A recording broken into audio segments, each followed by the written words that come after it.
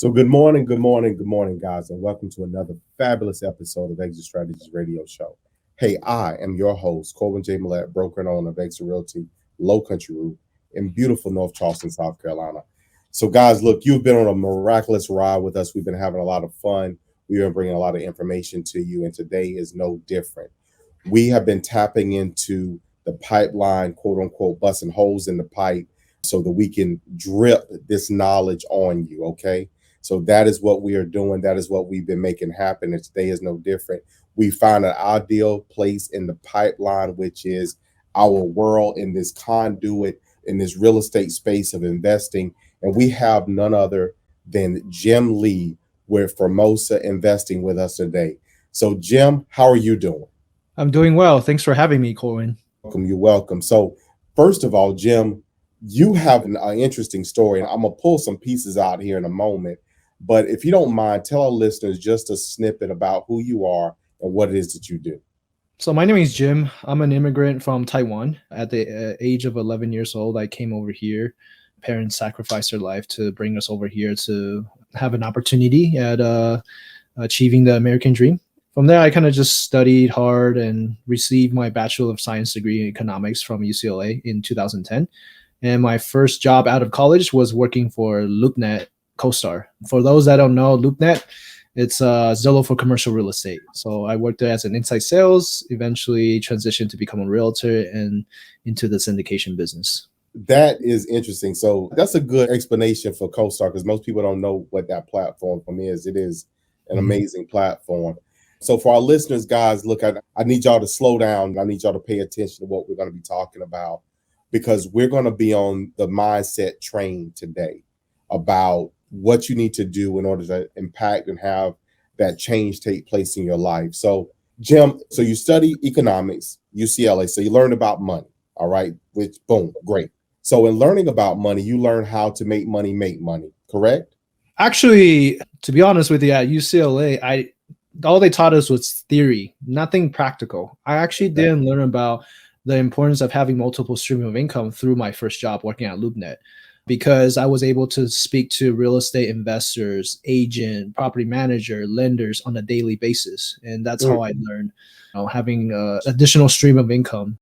So you learned the importance of that passive income versus the active income there. Okay, That makes perfect sense. So in your bio, as I was reading through, was something that stood out to me is that, first of all, you're a top producing sales guy. I mean, that's what is or was a niche for you, if you will. What I read, and I want to spend a little bit of time on this because this goes to mindset, but you got a $50,000 bonus from one of your former employees, correct? That is correct. And you took that bonus, and what did you do with it? I bought my very first real estate property, which is a 2-bedroom, 1-bathroom condo.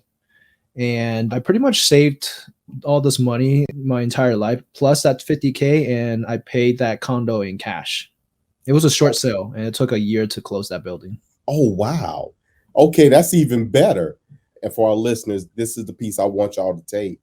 But what I just heard in there is that you didn't have a mindset of, okay, I just got this influx of cash, and I'm going to go out and go on a shopping spree and blow it and spend it. You immediately thought, what could I do with it? What could I divest it into that will be an investment in me for the future, right? That is correct. I'd like to add more to that is that I was born and raised in Taiwan, as mentioned before, with a saver's mentality. In Asian culture, we've been taught if you can't pay for something in cash, you can't afford it. In our mind, debt is slavery and cash is freedom. So that was the mindset I have for the longest time until I acquired this 2-bedroom, 1-bathroom. And that's when I start to realize there's so much I don't know about investing, and I need to educate myself. And the very first book I picked up was Rich Dad Poor Dad, like most people. And as you know, if you read that book, all Robert Kiyosaki talk about is why would you not use debt? You get tax write-off, you get all this stuff. Are you using other people's money to make more money, and you also amplify returns and all that good stuff. So it was a bit of a mindset shift, but it took some work. That's interesting. So you went from, okay, my first property that, okay, boom, I'm going to pay cash for it. So now you're over on the other side of the fence now of leveraging cash to make your acquisitions. That's interesting. So what did you have to go through? What was that process for you to kind of really get to that understanding? I know you read Rich Dad Poor Dad, but what other books or whatever, what other things did you tap into to help you develop that mindset that you now utilize? Once I became a realtor, I realized, look, if I need to take this serious and make a career out of it, I need to really start educating myself on what I don't know, and there's just so much to learn out there. And I pretty much consumed majority of the real estate books out there. And that's also part of the reason why I was able to explore syndication, because it's such a niche part of real estate where you can make money, but it takes a lot of work and a lot of relationship building partnerships to be able to establish something like that. So I would say, to answer your questions, I think set yourself a goal. For me, my goal was to read 52 books a year. So that's on average one book per week. And also, if you're not a reader, then you can always listen to podcasts like this show, or go on YouTube. Resources are everywhere nowadays. So there's no excuse for you not to be educated in the area you're looking to start. So define syndication for our listeners, Jim. Syndication is basically a partnership between investors who pool their resources into one single investment. This allows you to invest in multi-million-dollar deals like multifamily, which is the asset class I'm involved in, or pretty much any commercial buildings. Syndication eliminates much of the risk while sharing the upside. The property generates an income that will be split amongst investors. So it's a win-win situation for both the operator and investors. Now, if you've never heard of real estate syndication, just think of it as in motion pictures. In order for people to shoot a movie, they need tremendous amount of partnerships, right? They need to raise capital, they need to do this, and that's a syndication itself. Or real estate development, that's also syndication, right? You can't do it alone. What most people miss is that in that definition, partnerships, joint ventures, blah, blah, all that stuff, basically just pulling people together in order for them to share the risk, but also share the reward. Because, it's harder to come up with $1 million versus leveraging capital from the bank, leveraging capital from this investor, and this investor in order to, offset, because the lender may not, on an LTV on $1 million property, they may not go any further than maybe 600,000. So you got to have the 400,000, the 40%, if you will, in additional capital, and splitting that up amongst a pool of investors limits the risk, but it also allows the project to take place and in turn get the entire deal done. I mean, you can do that on a smaller scale or a larger scale. You can do a $10 million deal, or you can do a $500,000 deal. It doesn't matter. That's good. So syndicating, how did you get to that? I mean, you started with this first property. Was that a natural migration for you, or was that something that you had to put a lot more effort and work to make that shift?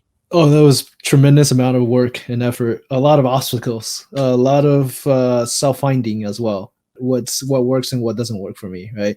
So once I break away from the W-2 job, from working at LoopNet, and became a realtor, I thought I was going to be able to find my own deals and make a career out of it, but it wasn't as easy as I thought it would be. So doing that for 2 years, I found out it wasn't a good fit. And it was around during lockdown when one of my investors introduced me to this radio show called Real Estate Guy Podcast. The Real Estate Guy, podcast, and run by Robert Holmes and Russell Gray. So on that show, all they pitched about syndication so much, where I'm like, what is syndication? But that was the turning point of educating myself about syndication, because I was exploring other avenues of making money using real estate. Since as a realtor, my hands are tied, I couldn't host open house to find leads during lockdown. So I make use of that time, educate myself. And as soon as we opened back up, I went out to network with the Real Estate Guy people. And that's how I transitioned from being a realtor to a syndicator. So you said something in there, and this is the broker in me, because you said in there, Jim, that it was not as easy as you thought it would be. I tell agents all the time, people that want to get into the business overall, that it's a lot more challenging than what it appears from the outside. So let me bring you back over to this migration and growth for you in the syndication. So you spent a lot of time out of COVID, out of the lockdowns. You benefited because you invested in yourself, educated yourself on these various processes and procedures and how to do and get into syndication. Let's talk about, what did you learn? You say you also learned some things about yourself. So what did you learn about yourself? Like, what didn't work for you that you learned and picked up doing this? process? Great question. So that's something I want to touch up on as well, is that the transition from being working at LoopNet W-2 job to being a realtor was a really tough one too, because now you're switching from W-2 to become an entrepreneur, right? And you have to have that mindset for it. And for me, I was still stuck in the W-2 job mindset. The reason why I say that is because I'm an introvert. So the reason why I started out as an inside sales is because I can make phone calls in an office all day long. I have no problem with that. But when you ask me to go out and face people, meet people face to face, it's like, it makes me cringe. And so as a realtor, I was avoiding that. And all I did was stay in my office, make phone calls and to the absentee owners, rental property owners. And that's how I developed a list of investors and be able to leverage that in syndication. But at that time, when I was doing all that as a realtor, I didn't know. I didn't know better. I didn't want to get out of my comfort zone, so to speak, right? And once I started syndication, they talk about you got to put yourself out there. You got to network. You got to build relationship. And those are the key things that I was avoiding as a realtor. That was when I realized, okay, I really need to get comfortable being uncomfortable.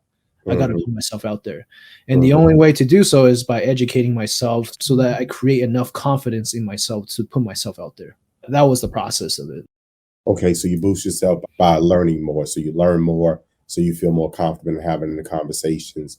So you say you do multifamily now. So your first investment, again, was this condo. Were there any other asset classes, different types of properties that you kind of dabbled in before getting over into syndication and working in the multifamily arena? Do you want something more meaningful moments, opportunities, deeper relationships, and memorable experiences? Do you want to make a difference? If you said yes, a career in real estate could be the opportunity you're looking for. Guiding people through one of the most important decisions they ever made, the purchase or sale of their home, can be both rewarding and lucrative. Exit Realty has a revolutionary compensation model, training, and technology that provides you with the tools you need to start and build your successful real estate career. Call me today, Mimi Eubanks, your country realtor, at 843-730-3327. That's 843-730-3327. Or visit exitlowcountry.com/joinexit and make your exit today.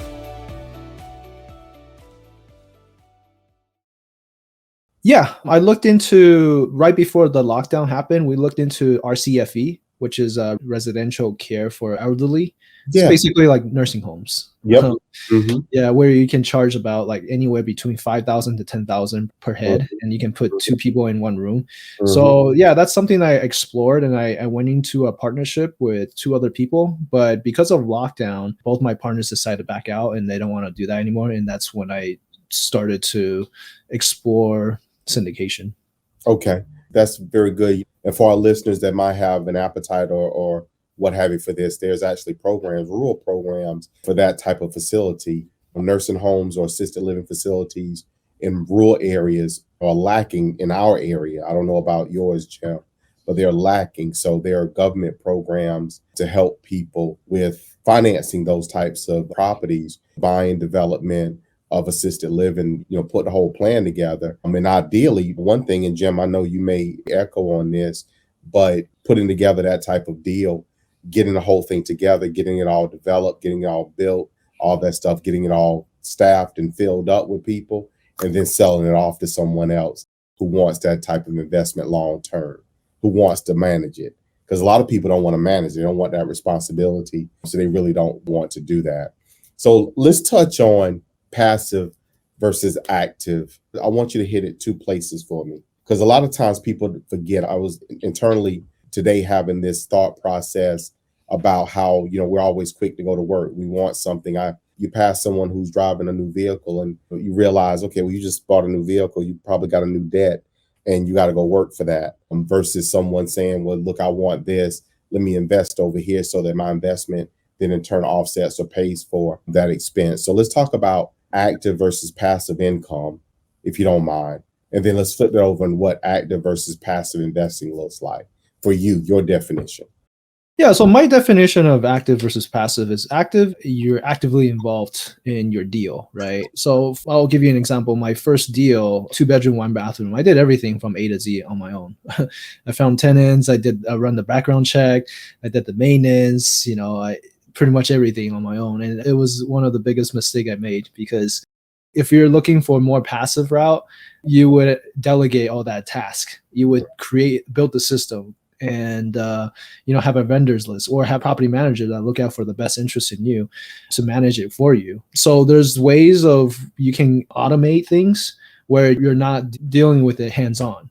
And then passive would be something like a syndication, where you just put money into a deal and you invest passively. You don't have to worry about the operation. You don't have to worry about tenants not paying and evicting tenants. You don't have to worry about any of that stuff, maintenance, and you just get a return on investment on that. And while you're able to focus your time and energy on doing what you do best, and whether it's being an engineer, a doctor, or a lawyer, because that's your bread and butter. That's where you make the most money from. You shouldn't have to worry about, is your property performing today? Right. Yeah. That's it right there. People get caught up, Jim, in being micromanagers, if you will. And, we understand it, but investing, we know, has risk. But we also understand and realize that investing really and truly is a long-term, long ball game. We get caught up on thinking that, well, hey, I'm going to put this money in today and tomorrow I'm going to take out twice as much. No, we got the compound. We got to see things happen. So what do we need to do in order to get that to where, quote unquote, we want it to be? What does that need to look like? So you're passionate about what it is that you do. Can you tap into and tell us where this passion derives from? What is a driver for you in being an investor and working with other investors collaboratively to help everyone win? What's the passion for you, Jim? I think it comes down to just me being a giver. I think from my life experience, and I'm not just talking about career-wise or syndication, I'm talking about just general speaking. When I find out the more I give, the more I receive. And it's not the idea of expecting to receive anything. It just makes your life so much easier and efficient. When you give, people want to help. You're going to be recognized as that person. And so for me, the reason why I'm so passionate about syndication, as soon as I explore this opportunity to be able to make money, not only for myself, but for my friends, for my family, for my employees, whoever wants to learn about financial freedom, I can teach this to the whole crowd. I can help as everyone around me, because essentially I think nowadays everybody wants to be financially free, but how do we get there? What's the easiest way? What's the quickest way? And people have explored that. And like you mentioned earlier about real estate, you'll be able to get rich slow game, right? You just have to be patient with it. If you play it right, if you continue to persist and not give up, it's a very lucrative industry. You cannot give up. And I think for me, it's about giving back to the community. And that's what makes me feel great about choosing this path for the rest of my life. That's profound. I like that. And being a giver, you want to share this wealth and this information and knowledge with others and these opportunities. Jim, we're quickly getting towards the end of today's show.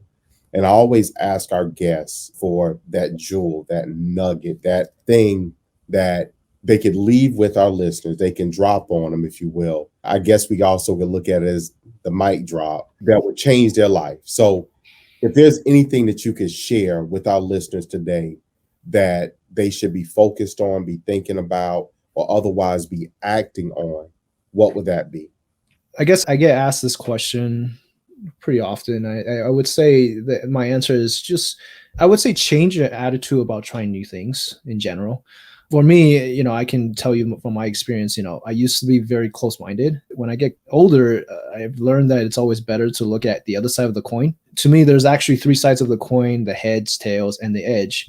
If you can stay on the edge, you'll be able to learn the most. Don't be so one-sided. Don't be so far left or far right. Stay in the middle. I like that. There's 3 sides to the coin. That's interesting. I like that concept. That's powerful. It also speaks to it's narrower. It's a narrow path. It's a narrow way on the edge. So both sides are very broad, but that edge is very narrow. So if you stay on that narrow, and there's something in that, Jim. I really like that. I might do something else, or say something else about that one there later. Now, I do want to leave our listeners with, because we didn't really talk about like how far you've come. You've been doing this syndicating, investing for a few years now, and you have been involved with roughly about what, 400, 500, 600 units now, and these are all buying holes for you that you guys pool. So how many units are you guys currently holding? We're holding roughly 600 units, and the business plan usually it's 5 years hold, and then we'll sell it and re-leverage everything, the equity multiple, to acquire more multifamily down the road. But that's 5 years from now. Okay. All right. Good. And that's something that we talk about, strategies we talk about here on the show. The BRRR. It's kind of like a wash, rinse, and repeat, so to speak, that you acquire. You may make some investment into it, you re-leverage it, may do some other things to it. Sometimes you sell it and go acquire something else. Sometimes you just continue to leverage it, and then you leverage it into a larger property or an additional property and grow your portfolio that way. So, Jim, I really appreciate you being here on the show with us today. I appreciate you sharing not only your experience, but also your insight and knowledge. I've taken away that mindset piece. So that's what I wanted our listeners to get from you today, is about mindset, about changing your mindset, about focusing and being direct and working towards what your goals are. You have a story and you've shared it with us today. So I want to say thank you from the bottom of my heart for doing so. Absolutely. And if I might add something to the example earlier about the three sides of the coin, just think of the beginning of this conversation, right? I came from a saver's mentality, and I had to figure out a way to use debt as leverage, right? Which, and it took some education to figure out there's good debt and bad debt. And bad debt is the one I want to stay away from. Good debt is what I would want to use. And so that's staying on the edge. Now that I can leverage the best of both worlds by saving money and also leveraging good debt. That is profound. So if our listeners, guys, make that your takeaway today from today's show. Make sure that you focus on having good debt, not bad debt, that you can leverage it and you can get to the next level. Jim, again, thank you so much for being here. Thank you for being a part of the Exit Strategies Radio Show family, man. I really appreciate you engaging with us and talking to our listeners today. Absolutely. Thanks for having me on the show. You're welcome. So, guys, in closing, you know how I feel. Y'all know what I say, but I'm going to do it and I'm going to say it anyhow. That is, I love you. I love you. I love you. And we're going to see you guys out there in those streets.